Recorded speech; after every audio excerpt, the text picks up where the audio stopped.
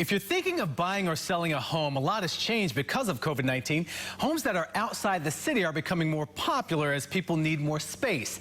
In tonight's local original, CBS 17's Russ Bowen tells us there are benefits for millennials who are looking to lower their debt as well. From city life to life in the country, people just want out. I typically have 25 to 30 sales in a year, and in 4 weeks, I did 6 months of my year.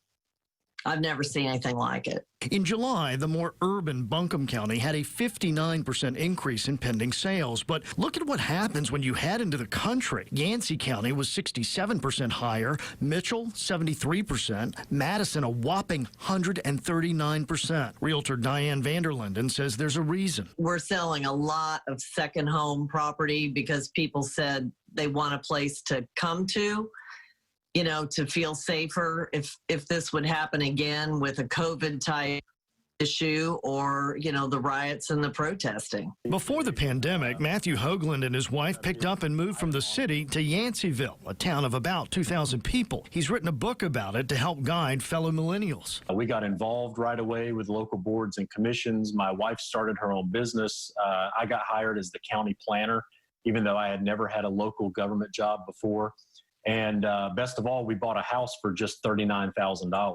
He says it's allowed them to build a life without going into deep debt, and they found themselves lucky when the pandemic hit. It's been a lot easier and less stressful than if they were in an urban area. Here in town, my wife and I still went on a walk every day. We have a newborn daughter, and we would take her out in the stroller. We have tennis courts in town and mountain biking trails and those things. So not only were we still able to enjoy those amenities, but we actually had a little bit more time to do it. One thing suddenly out of demand, says Vanderlinden, that big open floor plan. People working from home, if they have children, that doesn't work for them.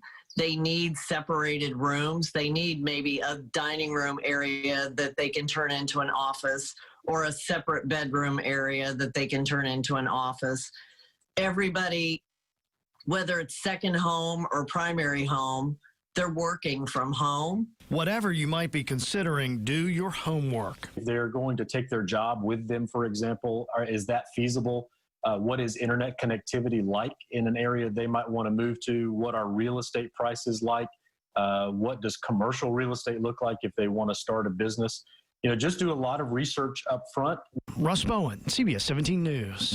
Russ, thank you. Vanderlinden also says because lenders are so busy, it's important to be prepared for closing to take longer than normal, especially with interest rates as low as they are right now.